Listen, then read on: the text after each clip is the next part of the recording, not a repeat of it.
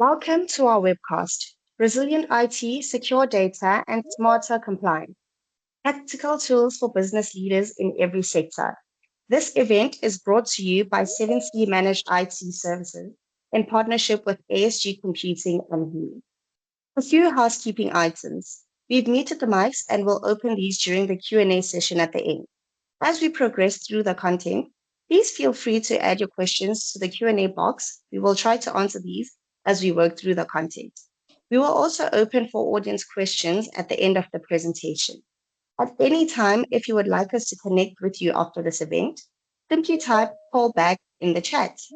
Next, please welcome 7C MD, 7C's MD Graham Miller, next for opening remarks.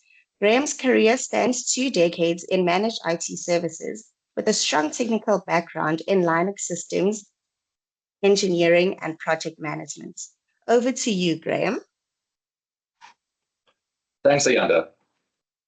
Hi, everyone, and welcome. It's great to have you with us today. Whether you're dialing in from the boardroom, your living room, or somewhere in traffic, hopefully hands-free. Thanks for making time in your day to join the session.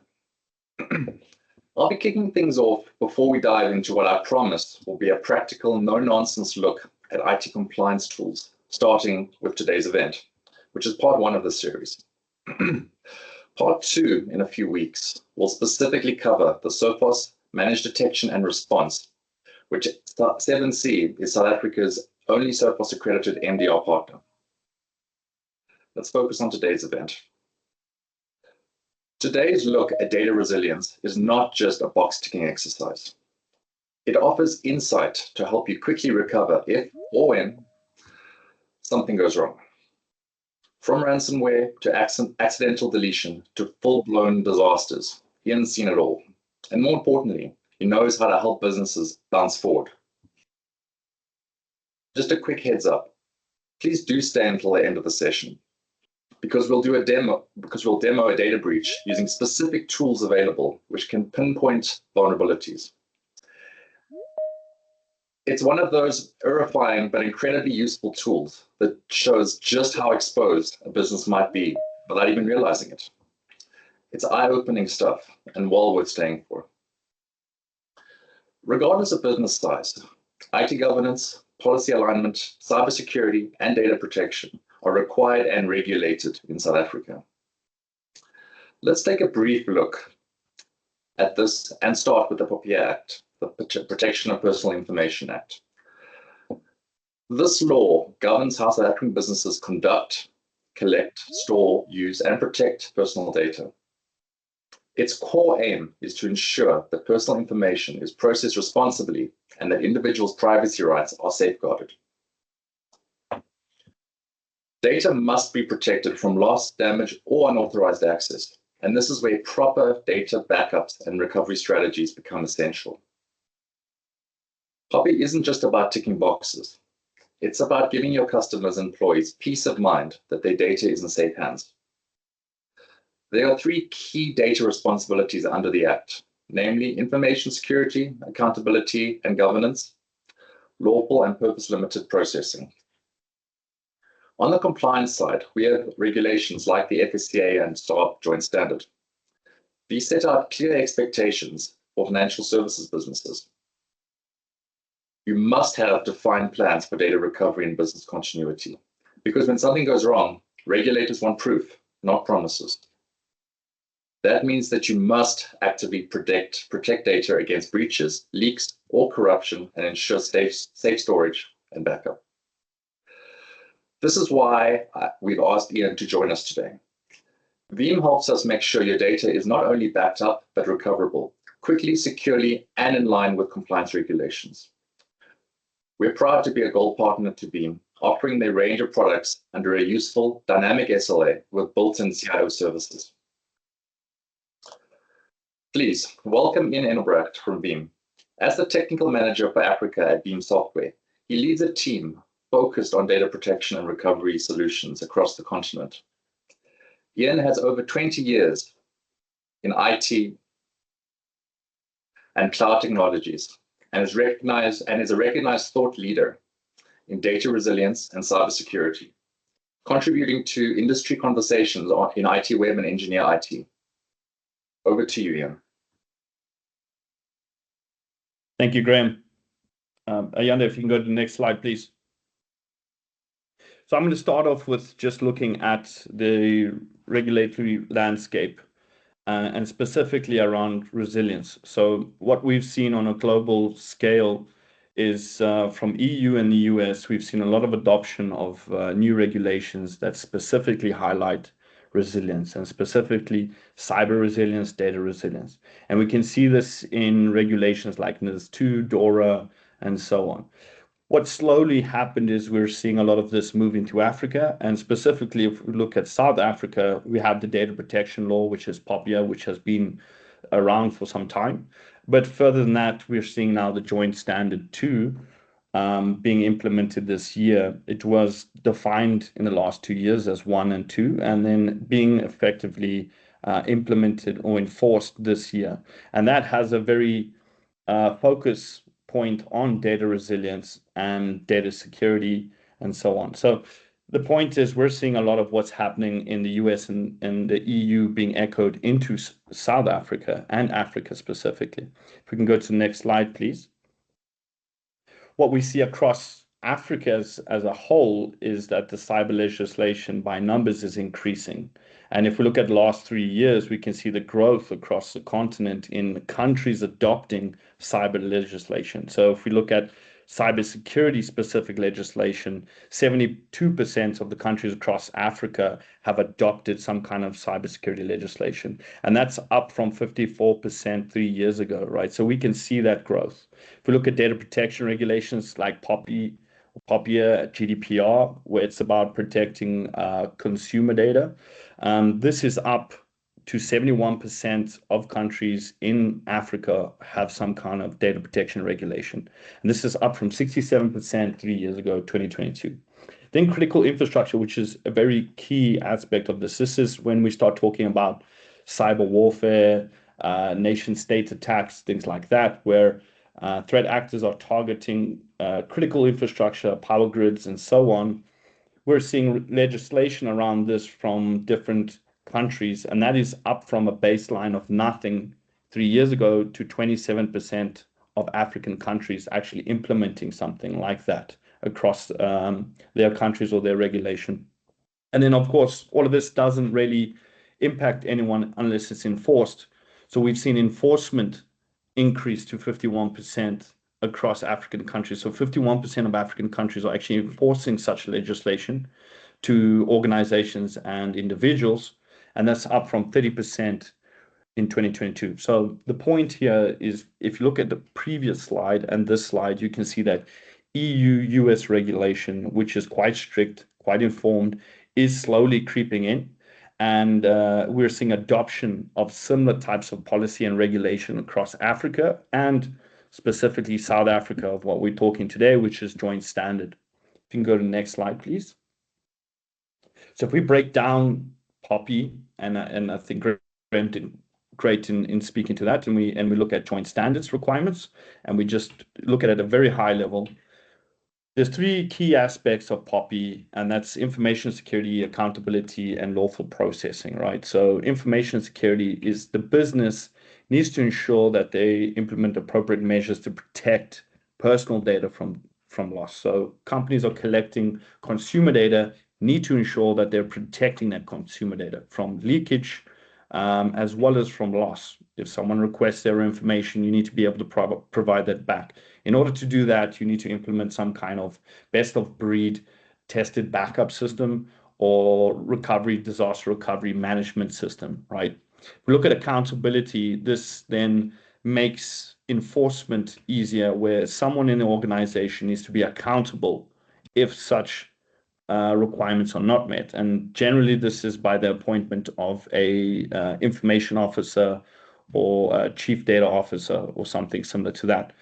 That means that that person needs to enforce and have clear policy and governance across the organization, ensure that's being implemented and enforced so that regulation doesn't penalize you or do any enforcement.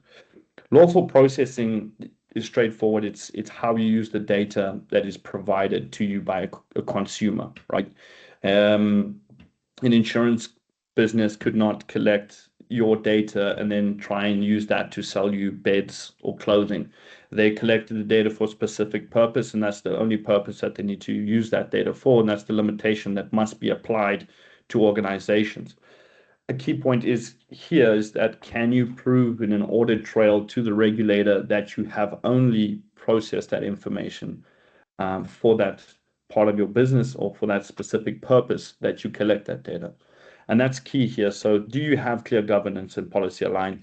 Do you have tested and DR policies in place to protect that data?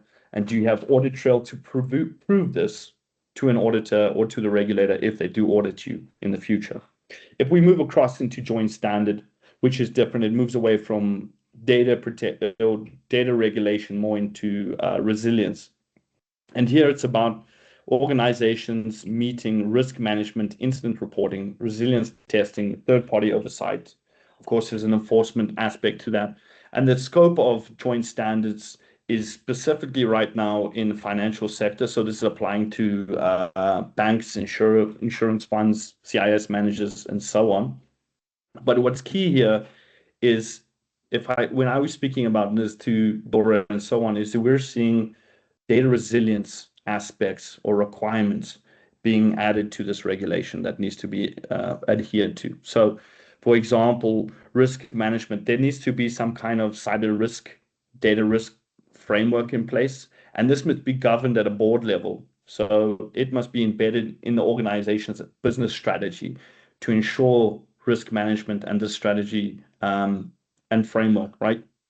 We look at incident reporting, and this is quite clear, is you need to understand if there is an incident or material cyber incident, you need to be able to understand what it is. You need to classify it. You need to understand the scope, and you need to report that to authorities within a set time frame. If you're not able to tell them what happened or how you were breached, what was breached, what data is compromised, you could be held on the line for some kind of fine or enforcement that could mean many things. It's up to there. If we look at resilience testing, you also need to prove that you have the ability to test and simulate incidents inside the organization. And this is mandatory. You have to have ongoing testing to ensure that your risk framework is sufficient and you can report on incident, you can recover from incident, you can respond to incident. The enforcement, I'll leave that there. That's pretty straightforward. For non-compliance, this could lead to corrective actions or penalties. This can be defined by the regulator, right? So there's no end to saying what that is. Next slide, please. The challenge with regulations in general is that you get a list of requirements that you need to meet, but how do you implement that? And generally what happens is you use some sort of control framework to implement the requirements, right? Now, control frameworks are guidelines to help you manage risk and maturity and find gaps inside your organization's control based on the regulations that you need to adhere to. So there is a minimum threshold that you could meet as long as you follow some kind of maturity or mature control framework to achieve that. So example like NIST, CIF, CSF, COBIT, these are types of frameworks that help you apply policy and regulations and standard against organizations, right? So it's clear to understand that as you mature through a framework, if you're trying to implement joint standards and as you become more mature, the stakeholder value, the person that is responsible for that increases and the risk from the business decreases, which could be data loss, but as well as compliance. That risk decreases as you mature across frameworks, right? Next slide, please. So if we speak to compliance and data resilience, there is a few factors from a Veeam perspective, right? We believe data resilience is combined data backup, data recovery, data portability, data security, and data intelligence, right? And simply put, reliable backups, having the ability to recover but you need to know that you have tested backups, right? A backup is only as good as its recovery. If you have backups, but you can't recover from them, it's meaningless. Fast recovery, because this defines your downtime. If you're measuring RTO, which is recovery time objective, you need to be able to recover as fast as possible, because this will indicate how much downtime the organization would have. This is organizational damage. This is platforms offline, right? Protecting against cyber threats, this is very common. You need to ensure that the data that you're storing is protected, cannot be altered. Redundant storage systems, this is a must. Data integrity validation, so back to data backup, ensuring that it is recoverable, it isn't corrupt, can be used in the event that there is a disaster. Continuous monitoring of the environment, this goes into data intelligence, and clear recovery responsibilities, so understanding what you need to recover, when you need to recover. And I'll go into a little bit of detail into that in a later slide. But to close this off, it's straightforward. Data backup, data recovery. So your data needs to be protected. Your data needs to be recoverable. You need to have the ability to choose where to restore that data. Everyone has a DR plan, but it never goes as planned always. So you have a DR site with a VMware cluster. You took backups from VMware. If you don't have the ability to recover that to another VMware platform, you need some technology to allow you to have data portability.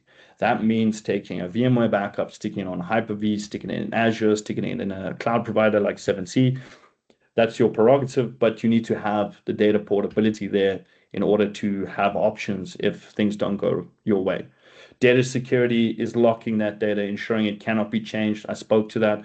Data intelligence is getting insight on the data. You need to understand what you've protected, how you've protected it, is it protected, as well as when it comes to recovery, understanding what is the critical data that needs to be recovered first, how it needs to be recovered, where it needs to be recovered.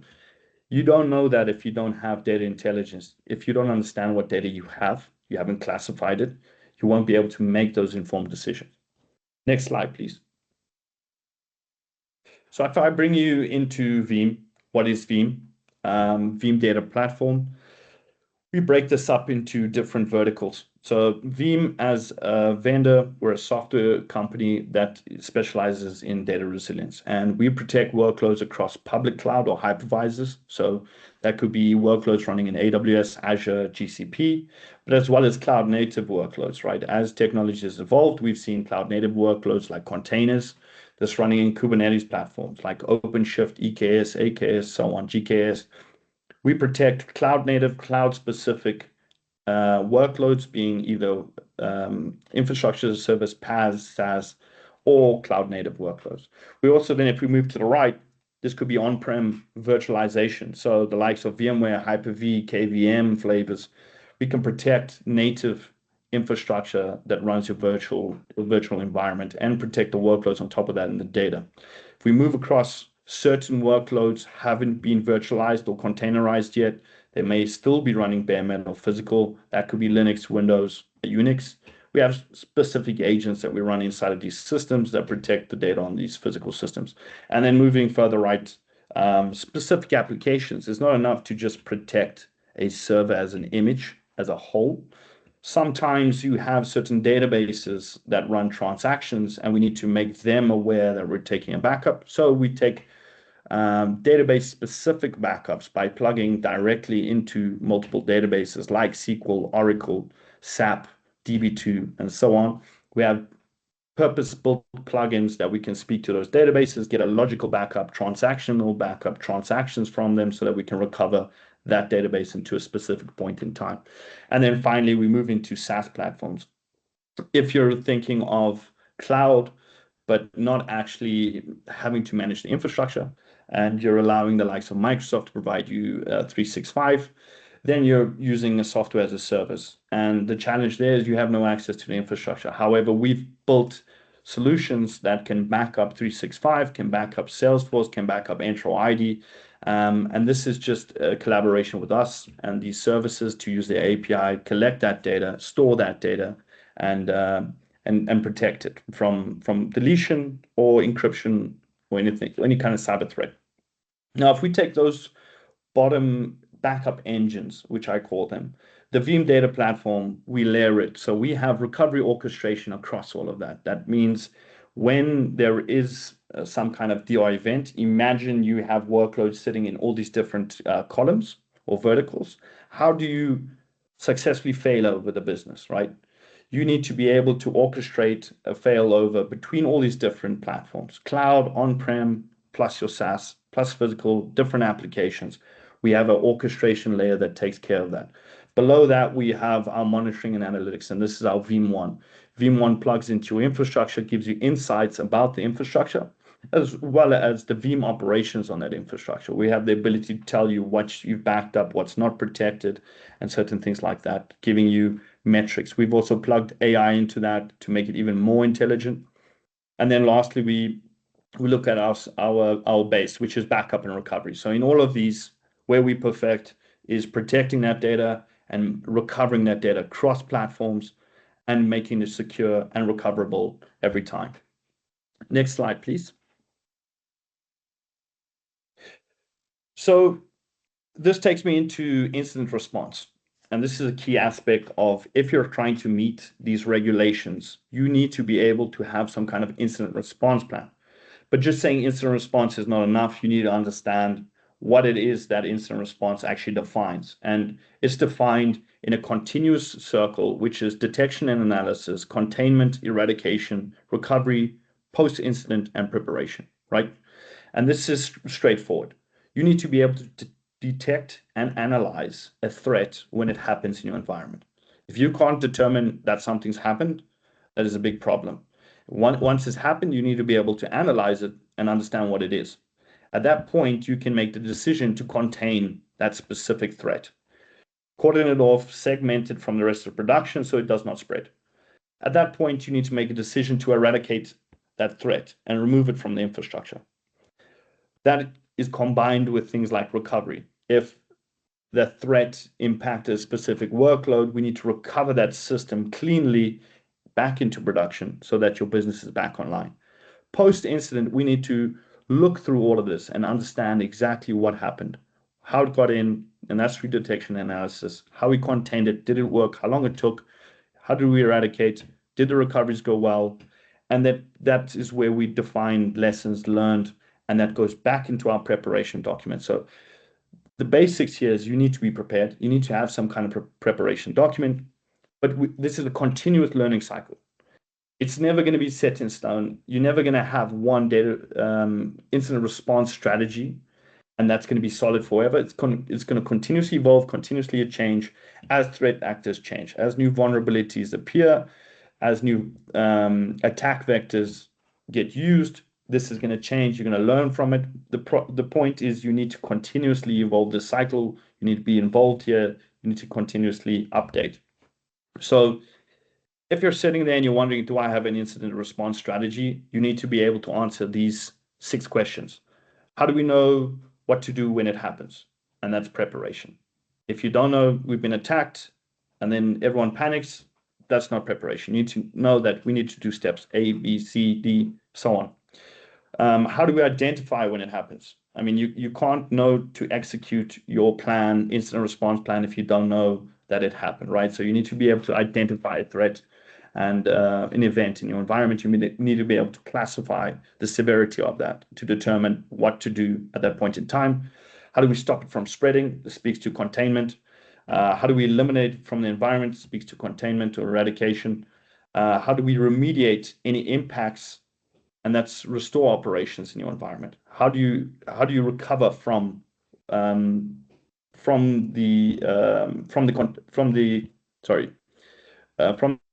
spread of the malware in the environment? How do you the impacted systems? How do you recover from it? How do you remediate your operations, bring your business back online?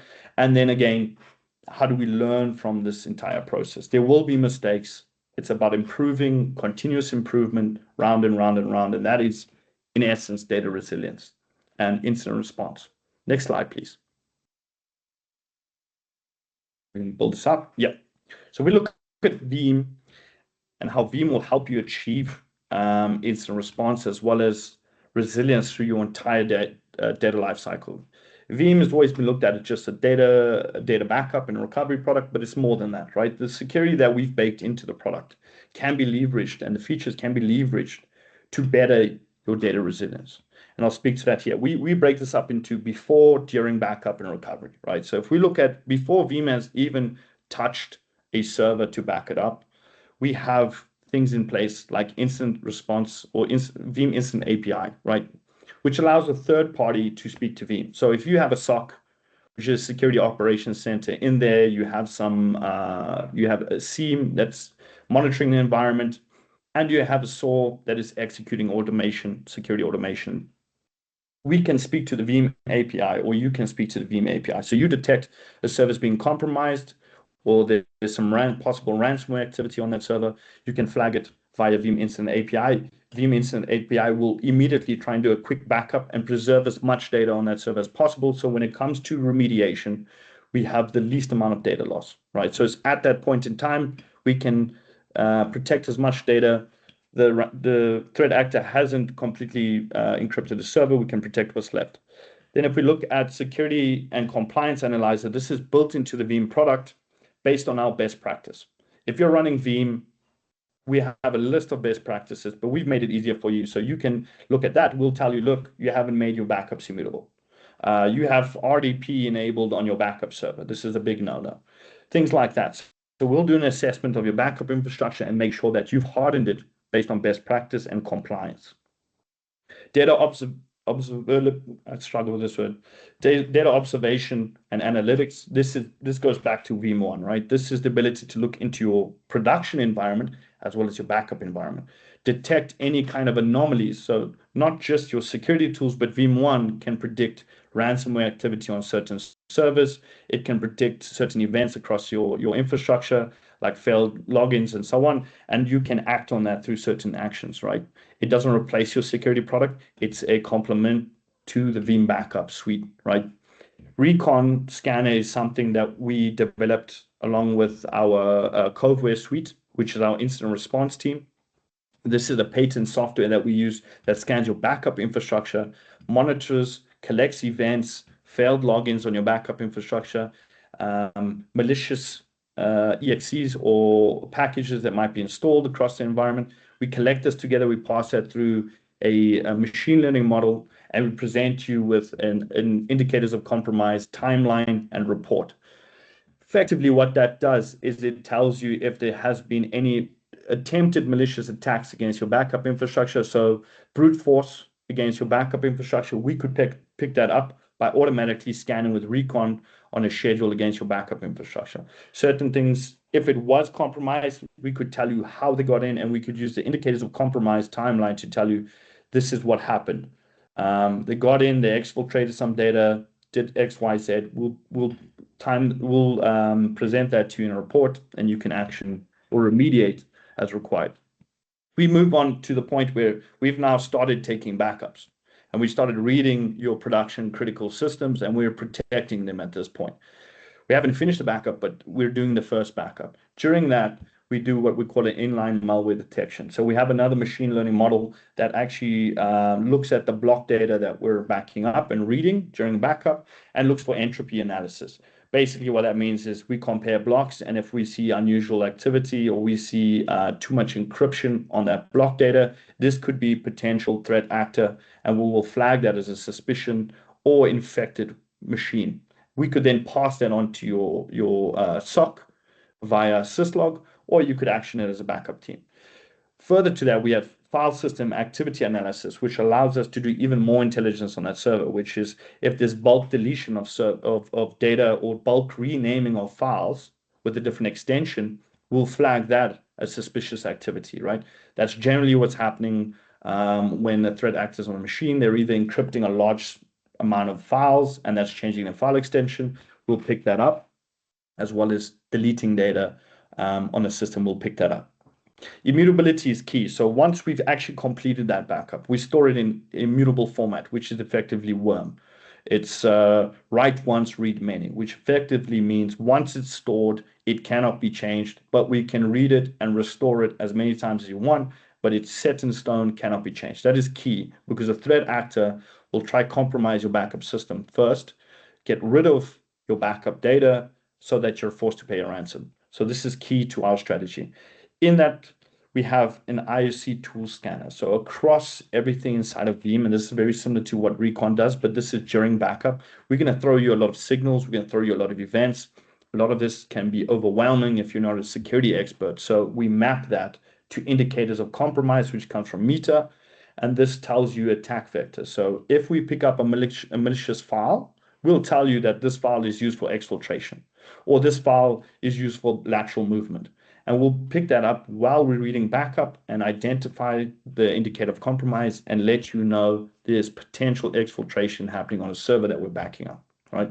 We go to recovery. This is the point where you've been compromised or you have downtime and we need to recover something. A key aspect here is being able to recover and sanitize the data we've backed up before we put it back into production. And that's where our secure restore feature comes in. This, you can bring your own AV in to scan the file system and ensure that it is clean and doesn't hold any malicious tools. Or Veeam has an OEM purpose-built in AV that we use out of the box. So if you don't have your own AV, you can just use what we call Threat Hunter, which is something we've OEM'd that comes default in the installation. You could use both. You could use our AV that's built in, or you could bring your own. That could give you different views of the data when we're doing a scan or a secure restore. Double impact. If we look at Yara is now a custom rule definition engine that we can run against the backup system to find specific tools and tool sets. This is key.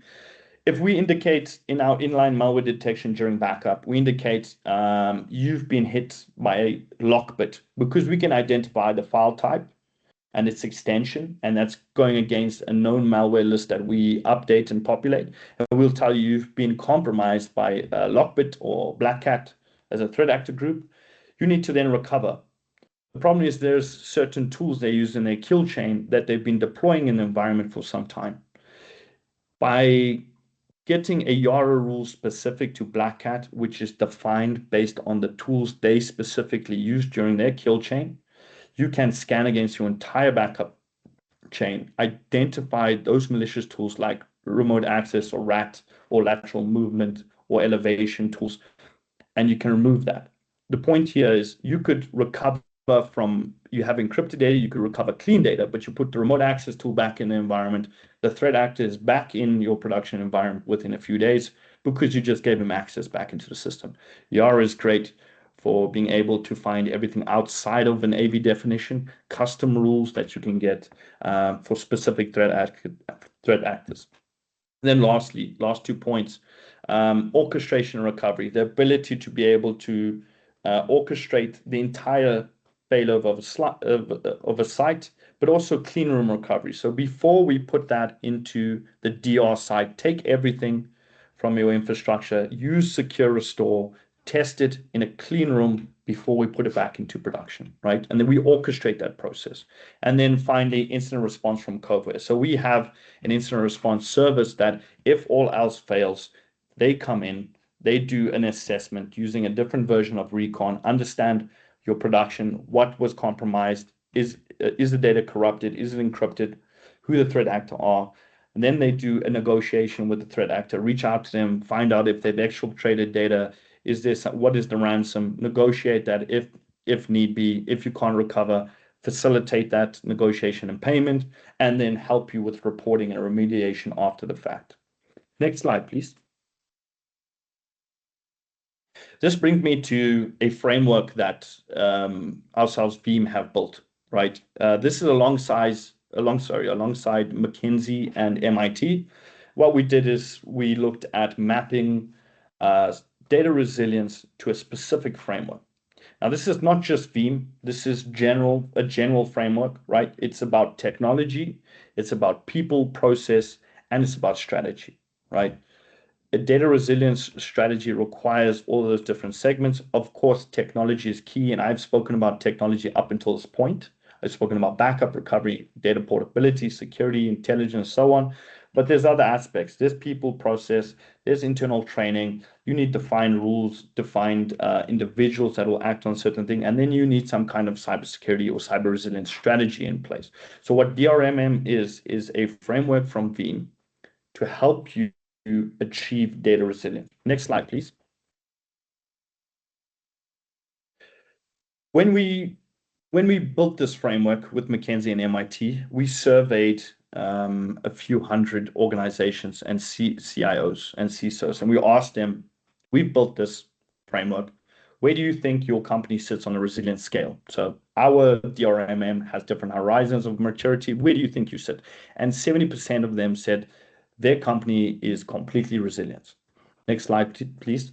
But the truth of it was only 8% of the organizations that we spoke to reached the best in class data resilience maturity, meaning the top level of our maturity model. Next slide, please.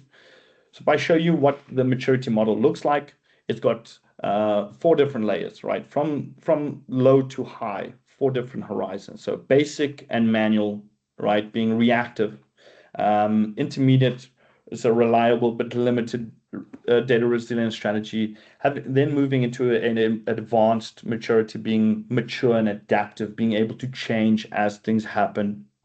And then the last being self-optimized and best in class, using things like AI detection and stuff like that to help you optimize your data resilience strategy.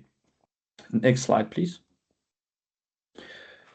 The fact was that 74% of organizations actually fall into the lower gaps of 1 and 2 from an horizon, right? So there's a big fall and disconnect of what companies think their data resilience is and the reality of what their data resilience is. Now, the problem is there's never really been some way to measure data resilience, and hence we built this maturity model, DRMM, to help customers benchmark their resilience and understand where they sit on a mature or maturity scale. Next slide, please. So I take this back to the beginning where we spoke about control frameworks like ISO, NIS, CSF, and so on, that help you implement a regulation or legislation, right? So you can go back 1 slide, please. And if we look at what we've done here, I've mapped the horizons from the DRM model at the bottom, so 1, 2, 3, and 4. And what we're trying to achieve here, or what you should be trying to achieve, is move from no resilience to an AI-driven resilience, right? What we expect is that most customers either sit between 1 and 2, hopefully somewhere around 2, so proactive response, and starting to move towards 3, resilient by design. But the desired maturity state that we expect organizations want to move to is then 4 and 5. And again, as you mature in your data resilience, your risk comes down, your compliance risk comes down, your data loss risk comes down, your data downtime, your reputational damage, that risk all decreases as you mature across this framework of DRMM, right? And the stakeholder value, so being CDO, CIO, CISO, your value increases as you reach that